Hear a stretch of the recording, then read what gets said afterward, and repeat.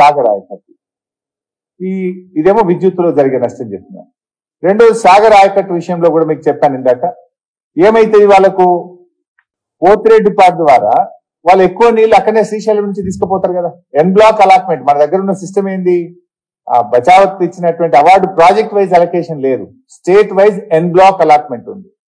వాళ్ళు ఈ మధ్య ఏం చేస్తుండ్రు, కృష్ణా డెల్టాకు గోదావరి పట్టిసీమ లిఫ్ట్ పెట్టుకొని కృష్ణా నది జలాలు అవసరం లేకుండా ఇటు పట్టిసీమ ద్వారా గోదావరి జలాలు తీసుకుపోయి కృష్ణా డెల్టాకు నీళ్లు బాధించుకుంటున్నారు. రేపు ఏం చేస్తారు వాళ్ళు ఎన్ బ్లాక్ లో, శ్రీశైలం నుంచి అటు పోతిరెడ్డిపాడు ద్వారా నీళ్లు తీసుకుపోతే నీకు హైడల్ జనరేషన్ ఎట్ శ్రీశైలం నష్టపోతావు, హైడల్ జనరేషన్ ఎట్ సాగర్ నష్టపోతావు. అన్నిటికంటే ముఖ్యంగా సాగర్ ఆయకట్టుకు నీళ్లు ఉండే కదా.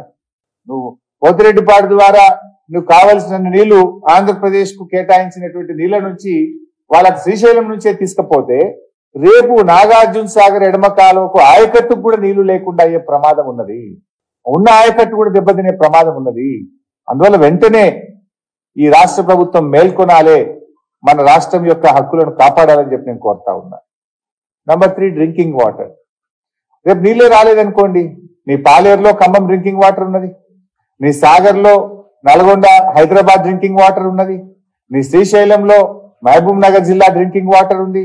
మిషన్ భగీరథ ద్వారా ఇవాళ అదేవిధంగా కృష్ణా ఫేజ్ 1, ఫేజ్ 2, ఫేజ్ 3 ద్వారా హైదరాబాద్ డ్రింకింగ్ వాటర్ ను మనం ఇచ్చుకుంటున్నాం. ఇప్పుడే ఇవాళ తెలంగాణలో హైదరాబాద్ లో మంచినీళ్ళ కష్టాలు లేకుంటున్నాం కదా. ఇవాళ ప్రతి ఇంటికి నీళ్లు ఇవ్వగలుగుతున్నాం, కావాల్సినంత నీళ్లు ఇవ్వగలుగుతుంది రాష్ట్ర ప్రభుత్వం.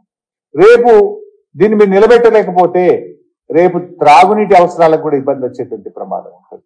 4వది ఆన్గోయింగ్ ప్రాజెక్ట్స్. నేను ఇందాక చెప్పినట్టు పాలమూరు ఎత్తిపోతల పథకము, దిండి ఎత్తిపోతల పథకము, ఎస్ఎల్బిసి సొరంగం, ఎస్ఎల్బిసి ప్రాజెక్టు, ఇవన్నీ కూడా రేపు ఏమైందంటే నీకు కేఆర్ఎంబి అనుమతి లేదు, నీకు సిడబ్ల్యూసి లేదు, నీ అపెక్స్ కమిటీ అనుమతి లేదని కొండీలు పెట్టి క్వరీస్ పెట్టి ఆ ప్రాజెక్టు పురోగతి దెబ్బతిని రేపు మనకు మనమే మెడకు ఉరితాడు బిగించుకున్నట్టు అవుతుంది.